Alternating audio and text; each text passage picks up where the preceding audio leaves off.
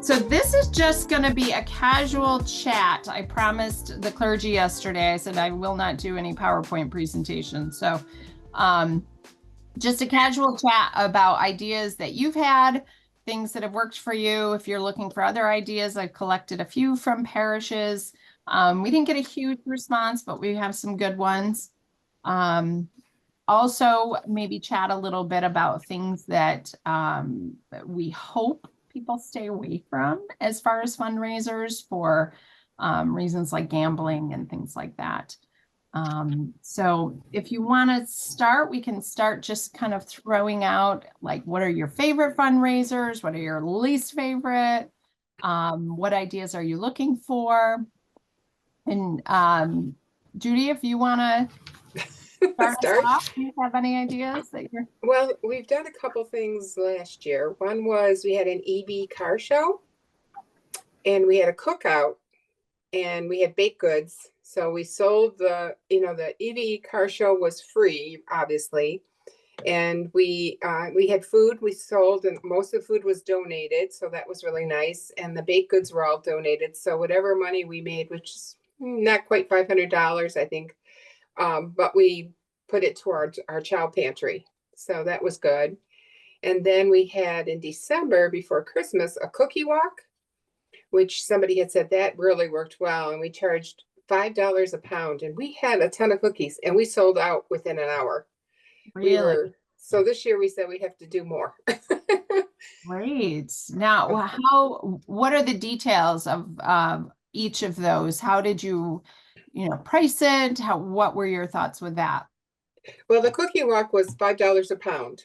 So that was a really good deal. For most people, we're very happy with that. And they actually gave us more, a lot of them, Nice. So that was good. The food was, like, $2 or $3 for a hamburger, that kind of thing. The baked goods. Carol Sermo, who's our junior warden this year, she organized that part of it. And then my sons actually did the EV car part.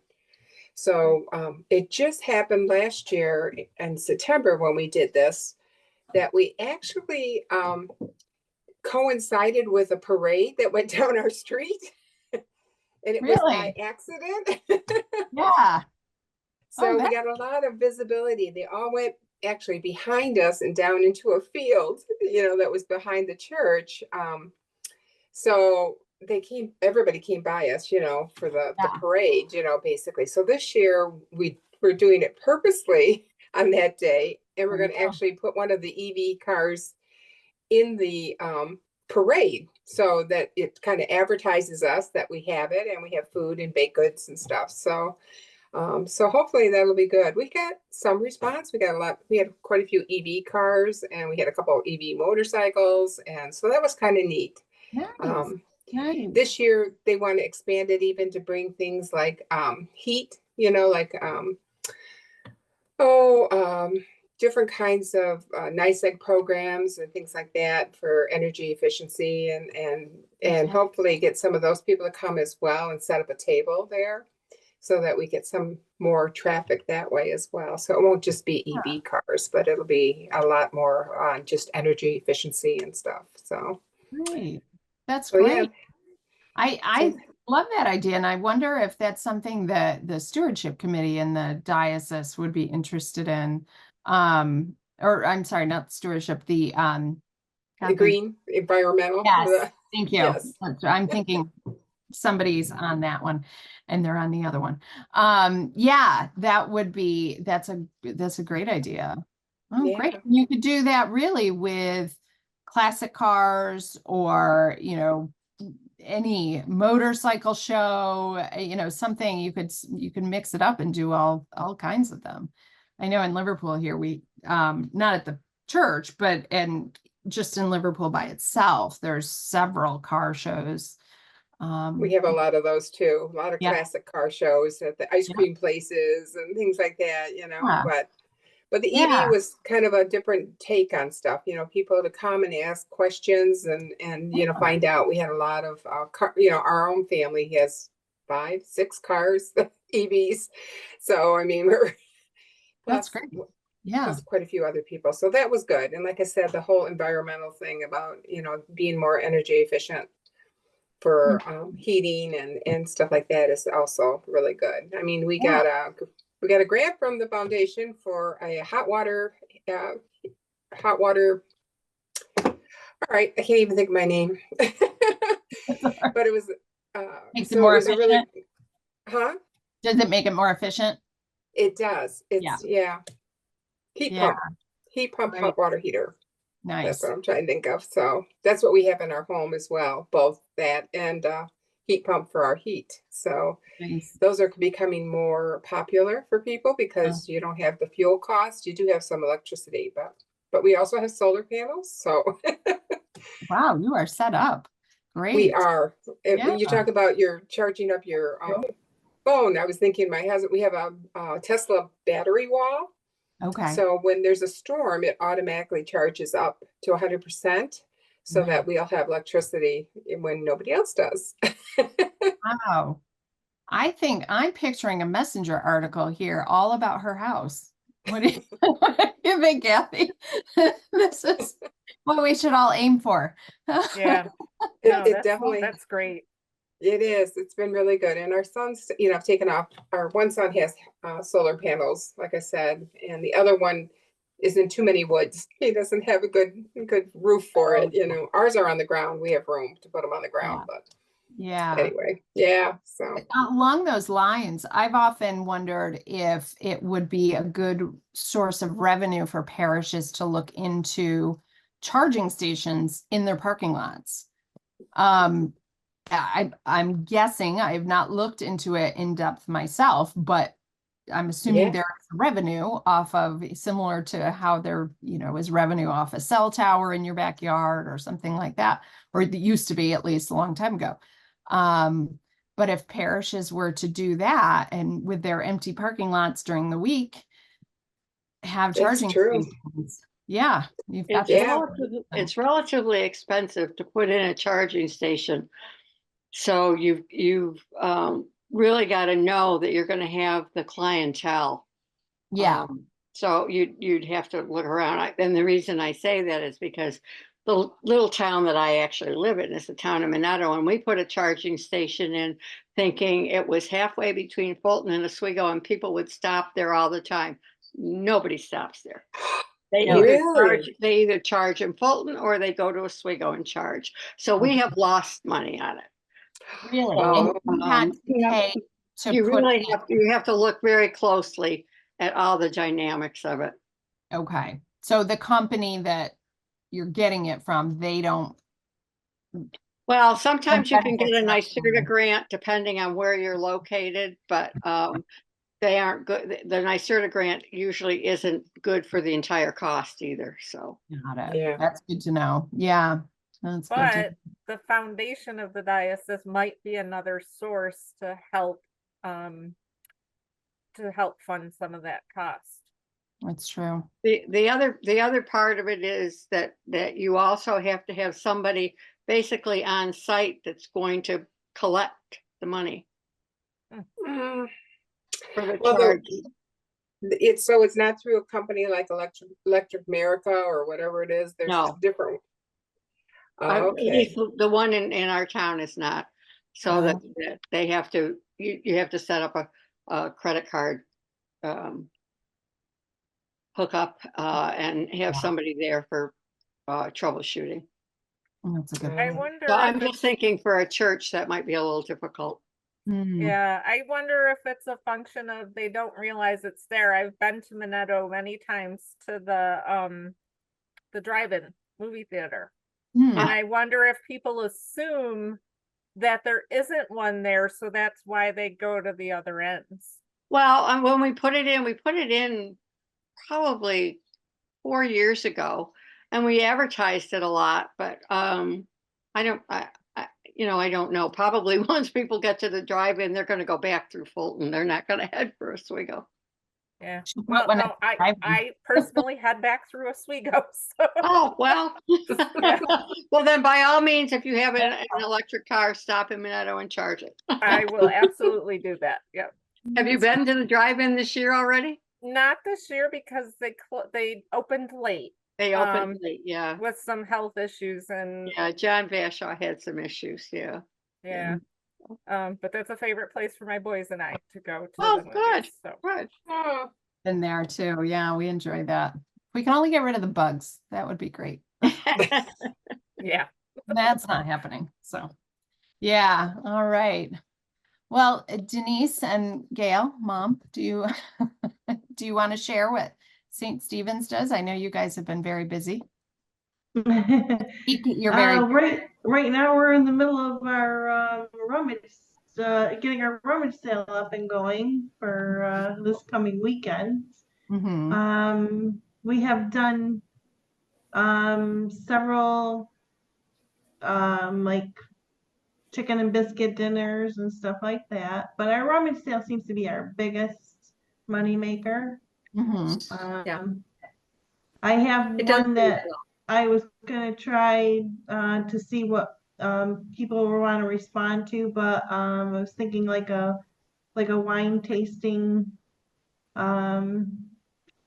That's what's kind of up on the board when I'm trying to figure out to do not next. So we'll see how Denise that is a real goes. asset too, because you're so good at advertising, you're so good at taking care of all those things, and you got such great ideas.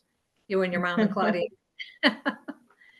Yeah, we were do doing you our get, chicken and biscuit, we did, and the chili, we did, it was all takeout.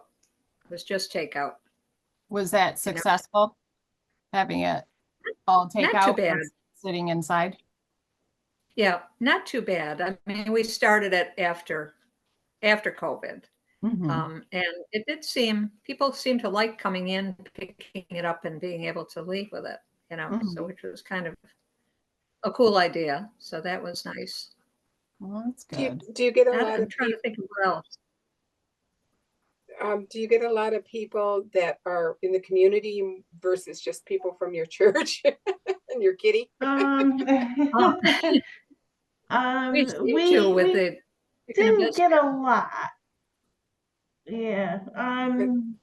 I think our location is a difficult location. Our church is like basically right on the road, and then we have basically one driveway. And so we figured out how to get people circled around and out another exit. But our location is kind of just a little off the main street. So we don't get a lot of visual. So I think that's kind of a little hard thing to try to get going, is a better visual. Yes. I mean, in some ways, Oxford Road, I mean, New Hartford's a pretty centralized city, but as far as you said, in New Hartford, it was always a main road. Years ago, it was a main primary road. But now with Commercial Drive and 840 and all Genesee Street and all that, most of the traffic is there. Even though we do have a decent amount, but you're very good at advertising, Denise. So Yeah, tried. very good there. I wonder when you said that with your driveway, I wonder if a way to add to that would be a drive-through order. Having like one central bag full of everything that you can order and they just pay, you hand it to them and they drive off. That's what we do. Yeah. You do that. Okay. Yeah, we had a pretty good system of tables set up, and we kept all the most of the product in the church, and we had people in the window signaling if we needed more, and they would run it out to us. And so we had a cooler set up, and so we had the hot food in one area, and then we had the biscuits and that in a bag already set up. So basically you just had to put the chicken meal in with it.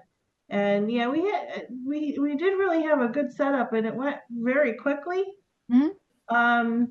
Once we got it down, yeah, the chili, the same thing. Like I said, it's just hard. I think our community, I don't know. I don't know how much they're into like doing some fundraisers like that. I mean, there is one church down the street from us that does pretty much like every Thursday a chicken dinner. Hmm. And I don't know. We gotta figure something out. Yeah, chicken dinners are kind of like overdone around us. Yeah. Is Here it too. charge for that, or is it like a free? Yeah, it's like $18 or something for Okay. yeah. Well, I wonder, oh, I see your hand raised, Bonnie. I'm just gonna finish one quick thought before I forget it. I wonder if adding something to that, like having a children's, if you're already in the parking lot, having a fun fest for children, like a bounce house, or, that obviously would cost more money, but something, maybe it's an ice cream Yeah. social and, chili dinner or something, combining it with something that maybe would bring in families or bring in, entice people to stop, or a book sale and a chili, um, sale or chicken dinner, something, combining it with something that's making, more Yeah. enticing. But yes, Bonnie. So, we don't currently do anything like this, but I've been considering an idea that sort of takes what you've already done, but combines it with some other thoughts. So first, I think I should tell you about my church. There's Loaves and Fishes that has been there since, I don't know, 30 something years ago. Bill Greer put it together, and it was actually started over in Ithaca. So Loaves and Fishes feeds people. And so we have a kitchen in the hall. And similarly, I wanted to do a fundraiser where the people maybe in the church service would purchase a meal, but certainly not the same setup because, Loaves and Fishes isn't happening on Sundays. So my thought was to utilize the kitchen and create like mason jar meals, and they can be sold initially on, say, a Thursday and then immediately put into our freezer and then sold on Sundays. So they have both a very broadcast out to the community kind of thing on Thursday, and then Sunday the people in the church could purchase it. But specifically in trying to make it not just the same thing every week, one of the things we have that's huge in this area is local food eating and purchasing. We have a number of CSAs in our town, and just this past year, our Loaves and Fishes gal, her name's Kim, she had made she and the farmers market, which is now setting up in front of our church, which is a whole nother thing you might want to consider, is having a farmers market actually happen in front of your building, just to show community service. But anyway, she was communicating with the gal who has been doing this for decades. And right now we have it so that Loaves and Fishes is actually going to gain some food straight from this woman who is just over the hill and making all of these wonderful veggies. On Right. top of that, there's money that Loaves and Fishes just got, and they are through the state getting money to have enough to buy local foods. I think there's a percentage that they are going to try to hit as far as the amount of food that they use as produce for these giveaways come from the community. Well, with all that thought in mind, that's kind of what I was thinking of, is to create seasonal food with our local CSAs and have those, like I said, in mason jars available for purchase and then frozen and later. So just a bunch of ideas there. Haven't tried it yet, but you folks have already done some, and you were semi-successful or successful with those. So there's just some other ideas, and who knows, maybe I'll let you all know how it goes whenever I get people to say, yeah, let's do this. Absolutely. I love the local tie-in to the community. Yeah. It's, And yeah. so go ahead. No, go ahead. Bonnie, I'm wondering if you've thought, in addition to creating the meals, if you had a free tasting at the farmer's market, then you could have the flyers out saying you could buy these meals as another way to advertise what you're Oh, that's what you're a looking great to sell. idea. So our timing on this is that the farmers market happens at Saturdays at the church, well, in front of the church on Court Street. But that would make a total sense. We can advertise that we're utilizing this produce and we're making this lovely food, and the food already canned and ready to go can be available for people. I love that. Thanks for adding to that. That's a great idea. Yeah, I love that. And I'm sure there's plenty of ways to each of these. You can expand on each of them in many ways. That's great. Doran, do you want to share what you've been doing in Oswego? Well, for years we did a book sale. And it was a 3-day, actually Thursday, Friday, 4-day book sale. And we used to make about $1,500 a year doing it. We had to discontinue it because the last time we did it, which was last year, it ended up being 4 of us doing it. And we had, I don't know if you've ever been to our church, but we have the Great Hall and it's a very, very large room. It was full of books. So 4 of us unloaded all the books, worked for 4 days and sold them, and then had to load up the ones that we didn't sell and find a place to give them away. And if you don't sell the books, it's hard to find places that will take them.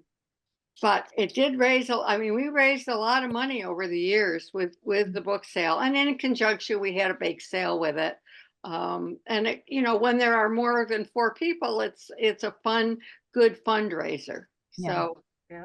that's something to think about. The other thing, we just did a sip and paint just for the parish in the spring, and we had such a good time and had such a good turnout that I'm thinking that could be a really good fundraiser.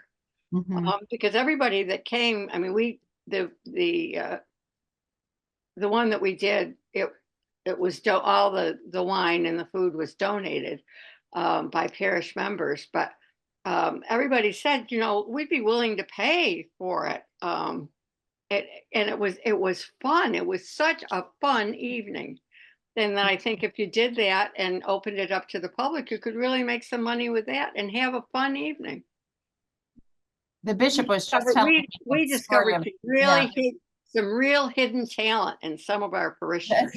There you go. Yeah, the bishop was just telling me a story of a parish that she had, maybe in Virginia, I'm not sure. And they had a Christmas party and opened it up in ways to the community and had 100 people come, and the money was going towards a shelter, I believe. And but it was great success opening it up like that for a community event for people to come and have fun together. That's fantastic. We're definitely going to plan probably in the fall to do a sip and paint and open it up.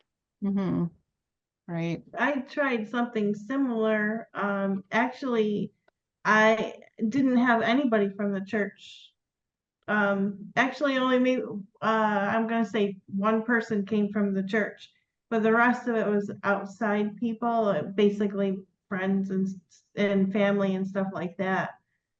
We did have a blast. But yeah, it's hard. I wish we'd have more participation from our church. But we also have an older crowd, which is really hard because you have to try to plan things for older people, Well, looking, I think, at the people in the parish, maybe doing we hate surveys, but doing a poll of some kind. What are you interested in? What, like you said, with the painting there's so many things now that can be done. Craft days. I remember at our parish, we did with our women's group, they would meet every month and do something fun. And somebody had a friend who did wooden signs. So it was come and, make your own wooden sign. And it was fun. It was great. Mine hangs in my kitchen. to this day. So it was a fun thing. So it's kind of like, how do we build community? How do we build fellowship with one another in the parish? How do we fundraise in that? And doing it with the things that people enjoy. If they, maybe there's a, murder mystery night or something like that, or, Great idea. they have those fundraising dinners, things like that. Something that there's no reason you can't make it a fun thing for everybody, and raise money at the same time. So yeah, that's, it is a tough thing. There's also the idea too of, if you do have older people, as a lot of our parishes have the same, we've seen a decline in Liverpool with young families and children, and it is tough. So, maybe offering a respite night for parents, go get your Christmas shopping done or something. And we have a program, and we do story time with children while you go shop, or, something like that, where you're reaching out to young families in the community. It's a way of bringing in people who are of the younger set. Yes, Bonnie. Sorry, I have to push two buttons to make that happen. No. So to combine part of what you said, plus some thoughts that came up a little bit earlier there, we're very fortunate. Our church is located on Court Street, which is literally connects Main Street to Church Street. And at the other end of that is the Courthouse Park. The Courthouse Park traditionally has two really big events. One is used to be called the Arts and Wine Festival, and now it's called Arts Off Main because Main Street has been under construction for a couple of years. Oh, And then the other one is the Great Pumpkin Fest, which is just fun. So one's in August and the other one is early October. When those events happen, we try as a church to make ourselves open. And then the question is, what can we do to draw people in to the building? And so I actually took, someone had created a little history of the stained glass windows as she understood it at that time. This was probably in the 90s she did that. I took what she had and then I did more research, and then I created a print up so that people can read along with me if they want, but it also enabled me to hire a bunch of people in the church to help me do tours. So we do a stained glass and symbol tour of the building. It's people, first of all, we hear over and over again how incredibly gorgeous the building, and the stained glass window and the interior is, how most people had never ever been in the building. And then we got some pretty good donations from just people just being so in awe. They seem to know the community services that we do, but they've never been in the building.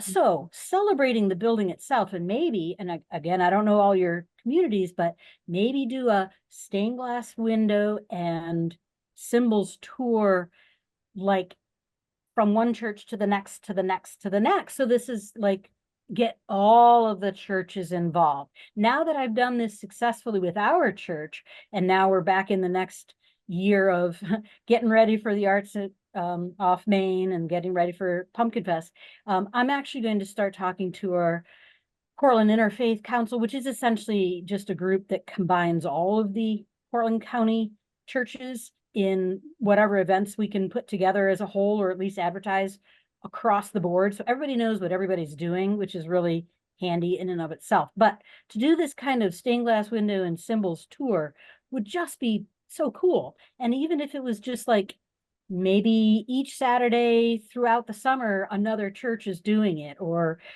do find events that you can connect to and have that going on.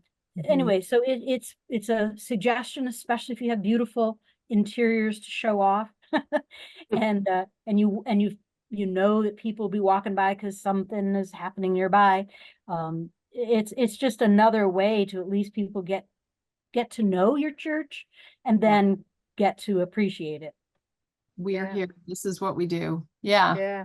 You could almost turn it into a church walk. You know how sometimes they'll have a ice cream trail or whatever. It could be a church walk weekend with, Yeah. you know, tours of the different places. And the other thought I had, I don't know what your Great Pumpkin Fest is like, but I know my local school district, one of the class parents did a pumpkin walk for how around Halloween time, where they went to the local park and they sold pumpkins for people to decorate, and then they lined them up and lit them, kind of like Beaver Lake, you know, the pumpkin trail. And then people came and walked through the pumpkins that way. So I'm wondering if that's something you could do in a church parking lot. That's super fun. Yeah. Those are creative. They get some really cool designs. Yeah. So I wanted to go along that idea of you know, a church walk. We were asked to participate last year. It was in, I think, November. It was our Cub Scout, or not, it's not called Cub Scouts anymore. It was the Scouts out of Binghamton, but they came to Cortland because I guess they don't do it anymore down in Binghamton. So anyway, what they did is they dragged all of these kids, and there were like 40 kids, and all of the attending parents and staff that go with them. So there's a large swath of children, and they spent an entire day in November going from church to church to temple to church to synagogue to whatever, like every single place that would be willing to do it. And they're essentially going over the 10 commandments. So we had commandment number 8. So I got to do a little, you know, here's the church, here's some of the cool things that are in here, here's some of the symbolism, looks like an upside down boat. And the kids are like, oh, cool, yeah. Anyway, and then I get to talk about how the 8th commandment becomes a part of their everyday life, and how it connects directly to Cub Scouting. So, not knowing again what your community is like, but if you have scouts, that's another way to get them connected, or get their families and the kids to know about your establishment, and to, you know, they can say, oh yeah, I was there, when they hear about your place in the news or see it on some advertising or whatever. So I just love that, and I really look forward to them. I said, hey, let us do this again next year. That was just so much fun. And honestly, it was a total of 10 minutes. Well, I mean, I came early to make sure the door was open, but they come in and they're like gone in 10, 15 minutes. So it's really just a great fun time, and seeing the kids. They did use the bathroom, they had to do that, but anyway, I loved it. It's another way to celebrate the local churches and do it in yet another group, which is Cub Scouting. And Girl Scouts probably do the same thing with them too. Yeah, we took my son's Cub Scout pack to Grace Church in Syracuse, and we had one of the parishioners there, Ernestine, teach them about the David Okerhotter window, and they were able to check out the organ. So they thought that was very cool. That's a good trip. That's a lot of history there. Yeah. Another thing that Grace has done, and this is before we became combined with the Lutheran Church, we had for nearly 20 years, so it was 19 total years, we had arts at Grace. It was run by a professor at SUNY Cortland, who was also our organist, and he would call in amazing artists, vocal and performance artists. And 3 times every year, we would have these unbelievable concerts. And we would make so much money off of those, you know, to pay for the event, but also just goes to the church. And it was phenomenal. Plus, there was just a grant that sort of pushed this thing forward. Unfortunately, Dave left us, and we do now have a new organist. So we are really hoping that Rachel will kind of get back in that saddle, because we loved having those events at our church. And it was a full packed house every time we had those concerts. Even, having just local artists coming in, you know, once a month, that's a nice fundraiser right there. Serving coffee, having dessert and coffee while they listen to music on a Friday night or a Sunday afternoon, or highlighting local artists and bringing people in that way is a great way to raise money, but also inviting people into the community. or in from the community. And you can have an art show while you do it, or Yeah. you can, display people's artwork, or yeah. I wonder if you could reach out to the local schools, because I know chorus is really big in our local school district, and the band, and maybe invite a couple of chorus and bands to come and perform, or even reach out to the art teachers and ask if you could do a showing of the students' artwork. Yep. Yeah. Yep, absolutely. There's a lot of ways to integrate the community into your fundraising. And I learned from doing Cub Scouts for 8 straight years to get all 3 of my kids through there, that if you do anything with kids, oh, they have a large entourage with them. Yes. Yes. That's what I was picturing when I was connecting the chili with Doran's book sale, with Kathy's pumpkin walk. I was like, you could do all of that if your parking lot is big enough. You with an art show, a pumpkin decorating. I mean, there's ways of combining so many of these and having somebody playing music while you do it. And just as a side note, I just happened to see on Facebook the other day, Doran, if you do a book sale again, the Samaritan Center is accepting books. They've created a little library in their section, and they put a request out for books. Good to know. I'll keep that in mind.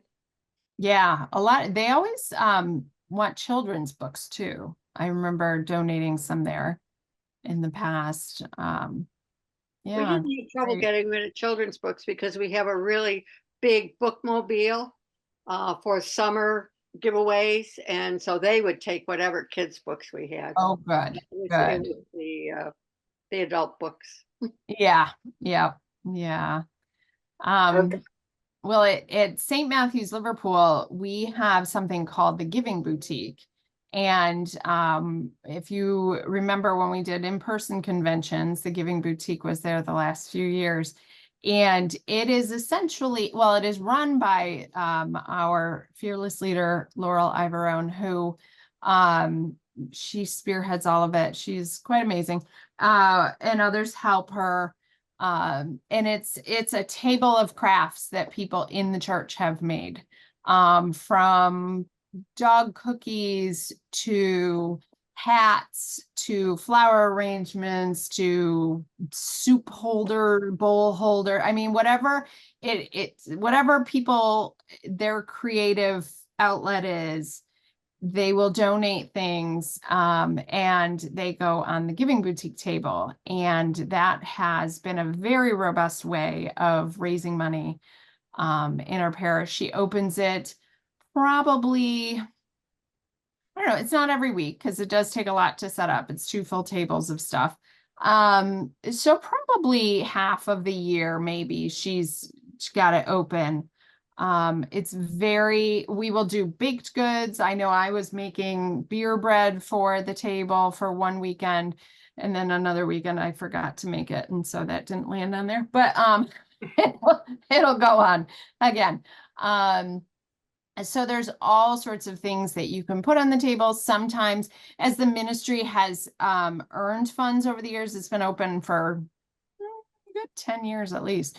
So we have as they've earned funds and they have money to spend, they will find little things that, Marshalls or Home Goods or something like that to kind of add to the table to zhuzh it up a little bit. But really, it's a great way to get people involved and, putting their talents out on the table to raise funds, and all the money goes for outreach. And it's pretty profitable. I would say there's been weekends where she makes, $200 from the Giving Boutique on a Sunday. So it's a great way to raise funds. And on top of that, we also started during COVID doing an online bake sale or food sale.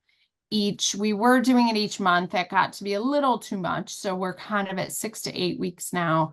We'll do a strawberry themed sale when those are in season, or a blueberry themed sale. And those are typically baked goods. One of our more popular ones that will make a good $400 at least usually would be like a soup sale, where we buy the, quarts of soup or the empty quarts, and everybody makes 2 or 3 quarts, and there's a variety, and we sell each thing for $12. And every 6 to 8 weeks we can make a good $300 to $400 depending on what the sale is. Often it's people in the parish who are purchasing, but it's you're buying your meal for $12, so it's nobody minds that. Or we do it around Mother's Day, so you have something to take to somebody's house to celebrate Mother's Day or that kind of thing. That has been really quite a blessing for St. Matthew's Liverpool, and we do it online. I do it. I put it online for us on our website. It's an easy store on our website, which has now switched over to Squarespace, so it's even easier.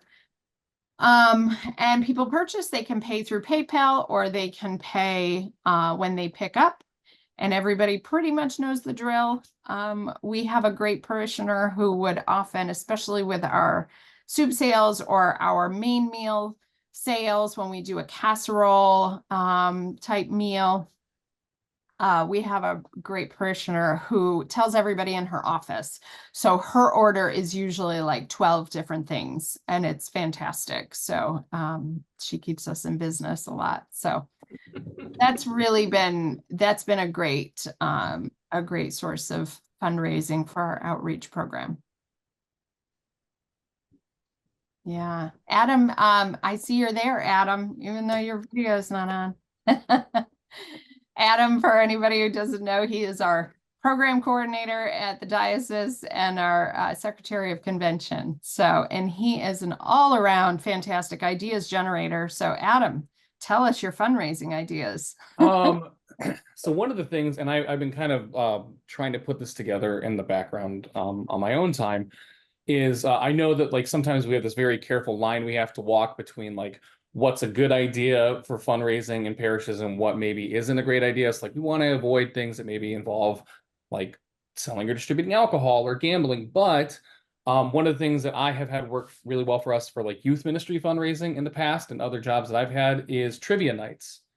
And it's really easy and it's really good because the overhead can be pretty low as far as putting it together. I mean, there are ways that you can do really fancy ways like on a computer with a screen and like using phones or tablets as ways to play. I know like me, in my very limited free time, I actually play in a trivia league here in Syracuse. We're back-to-back champions. He's a winner. He's a winner. Double winner, back-to-back champions. So like there's really fancy ways to do it, or there's really easy ways to put it together just by like paper and pen kind of stuff. One of the ways that we did it at a parish that I worked at that didn't have a ton of budgetary room to do like the fancy ways to do it is when you signed up your team, you had to bring in a noisemaker for your team, and that's how you would buzz in. So like one team brought a cowbell, one team brought a bike horn, one team brought a bullhorn, which was hard and it's not chaotic, but it's really easy because you can do ways to you sell tickets in advance, you can sell refreshments in advance. We did a thing where if you bought a VIP ticket, you got like a meal and a drink, not an alcoholic drink, but like a meal and a soda included with your VIP tickets and stuff. So I'm trying to hopefully, knock wood, get something together for parishes to maybe kind of look at and utilize. But that was my big suggestion was trivia nights, because it's really easy to eliminate the things that could be not great, but you can keep the cost low for you guys. And if you get somebody who knows how to organize it, like they do at in town for us, like Limp Lizard does trivia nights, things that you have somebody who really knows how to organize it and can put a good one together. That's a great way to get community teams who are not part of your parish to come in, and if it's got a good reputation, and start bringing people in that way. Yeah, I love that idea.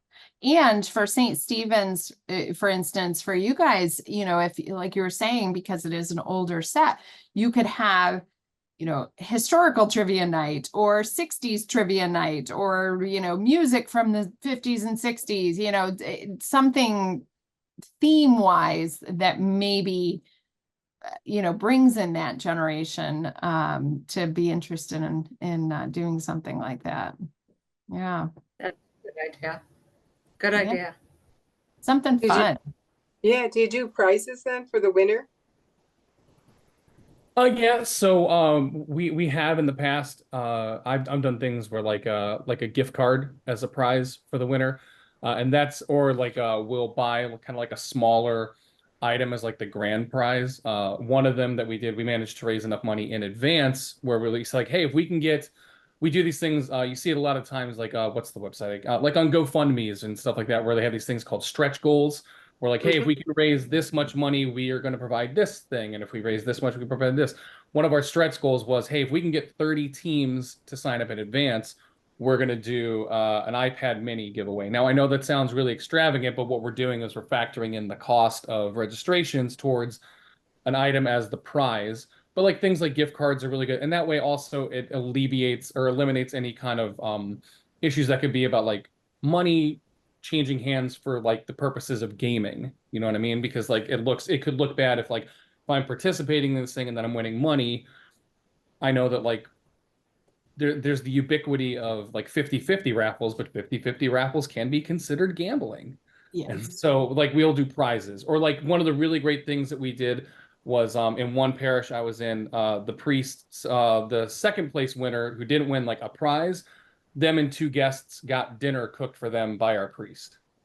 So like they would come over to the priest's house and they made dinner with everything like that. So, and there's again, you can be creative. If you've got somebody in your parish that's like a really great artist who can donate like a really nice piece of art that they make, or like somebody's a quilter or something like that. Getting stuff like that as a donation for a prize is also a really good idea too.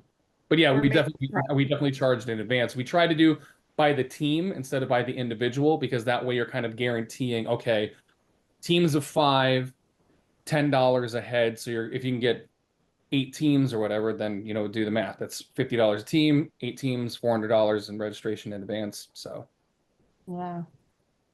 Kathy, did you want to add something to that? Well, I was just wondering, I can't remember if this church thing, I think they auctioned off a prime parking spot. And they put a sign on it.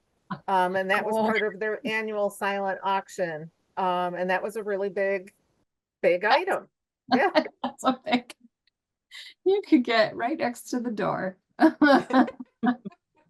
Yeah. Oh, that's fun. Yeah. No, these are great ideas. We've got about 10 minutes left. I don't want to keep anybody too long. Hopefully none of you are still having tornado warnings tonight. So we're hopefully it's cleared up. But is there anything that you want to add? And Bonnie, I'll let you come in here. Anything you want to add that hasn't worked? Like, no, don't try this, stay away from this. Bonnie, do you want to talk first and then we can go to that? Well, what I'm curious about is the never-ending problem of advertising with all of the variety of media. We simply don't have a person in our church who's really good at that. And so I was really thinking that, and I thought we had sort of a confirmation that out of the diocese, there were going to be people who would be able to man our website, man our accounts, maybe even do Instagram, just get us into a better place to do way better advertising and get it out there. And it has neither come from the diocese nor have we bred one in our church. So we don't know what to do about that. Yeah, we do not have people that can actively do it. We are a very small staff. So we don't have people who can actively do that on a weekly basis for you, but we can guide you in ways of doing things. We can help you set up your website. We can help you set up your social media, figuring out what works for your parish, setting it up in an easy way that anybody can use it. Adam, do you want to add to this? You've done a lot of help or work with communications and everything, and then yeah. And what Sarah said is exactly right. We just because we don't have the ability to do that for every parish in the diocese, obviously, because you're seeing a good chunk of our staff right here tonight. One of them's on vacation, one of them lives out of state. So we just don't have the ability to do that for everybody, but we do have programs that are available to help you kind of get the ball rolling and help like with some check-ins along the way to kind of say like, hey, I've got a question. The two things that I would recommend to you, Bonnie, if you wanted to try and get that moving for you is first, we do this thing every Thursday called office hour, and you can pop in and just come ask a question. And if it's not something that like is a conversation for everyone in the room, one of us can kind of pop off on the Zoom into like a breakout room with you and kind of answer some questions and maybe help walk through a couple things. What time is that? That's at 10 a.m. to 11 a.m. every Thursday morning. Okay. And then the other thing I would recommend is we are doing this Lunch and Learn series throughout the summer. And myself and Rachel Ravelette, who's our communications director, are going to be doing one about some quick and easy tools to get started with Canva. And the reason I bring that up is because Canva is a really great democratization, I'll call it, of graphic design, because I know a lot of our parishes are small, budgets can be tight, and you don't have the ability to pay a social media manager or a graphic designer, but Canva is a tool that kind of lets you do all of that in one spot really easily. And it's pretty easy to learn.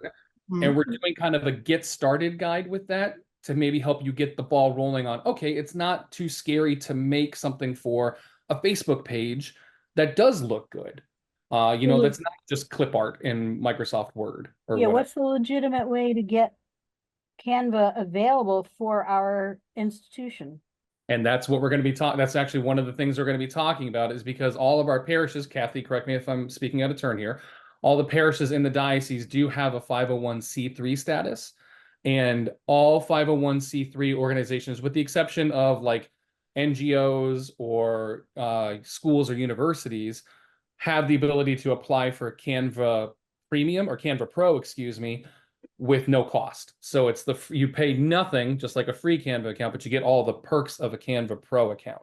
Yes. And that's one of the things that we're going to be talking about next week during our Lunch and Learn, which is next Tuesday. So for both the Lunch and Learn and the office hours on Thursday, 10 to 11, we need a Zoom link. Can you send that to every church? There it is. Yes, it is in the messenger. And it is also, I'm going to verify it now and make sure it is on our diocesan calendar on the website. And while you do that, Sarah, if your parish doesn't have a copy of your 501c3 letter, shoot me an email through the diocesan website if you don't already have it, Judy. And I can request that. Yep, I can request that letter from the Episcopal Church Center and get the letter out to you. And they can do it by email, so it's really relatively quick. Yes, and I am putting the link in right now on our website on the calendar under featured events. So it'll be under new, at the top it says news and events, and if you do the drop down for that, it says featured events.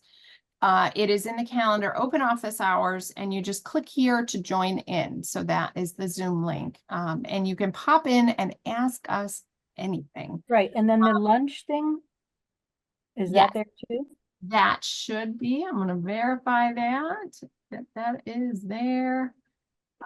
It is should be in the messenger. Let's see, summer learning series, open office hours, summer learning series. The Lunch and Learn is not up on the calendar, and we will get that on as soon as we're done with the meeting. It's not on the featured calendar, but it should be on the diocesan calendar if you go to that prompt. Yes, there it is. And then it's on the 16th. Yeah. And the Zoom link. It's right at the bottom. If you go down to website in that here, I'll put the link directly to the Canva one right here. Oh, okay, I see it. Yep. And if you scroll down a little ways, if you click on that link that I just sent, you should get a little artsy pop-up right there in the chat. If you go down where it says add to calendar, it'll show you the date and time, and it says website, and there's the Zoom link right there. It's a really tiny font, but it's there. But it's there. It's there. Yes, and you can always, when in doubt, email us. Or you can even do office@CNY Episcopal if you don't remember my name, or Kathy's name or Adam's name or anything like that. You can send it to any of us, and we will all respond and get it to you. Yeah. And The other thing too is you could also give a call. Yep.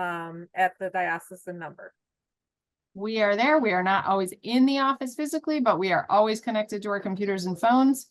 So it is always, we're always available for everything. And you can ask us anything. And if you don't come in and ask us anything, then it's just Adam and Kathy and I sitting there talking to each other, and then we're bored, and we really, no, we enjoy it. And it's great because there's just random questions people have. They pop in, ask us, you can pop out. It's a great, and it can be about anything. So. Or you can just stop in and say hello. It doesn't have to be, I have a question. It could be, I just want to stop and say hello. How was your day? How are, and just visit. Yeah. Yeah, we're there for anything. So before we head out, it looks like, oh, we're getting close. Is there anything, as I mentioned before, any fundraisers that you would recommend? Adam mentioned one, 50/50s considered gambling, so probably not the way to go. But any others that people think stay away from, or awful, didn't work?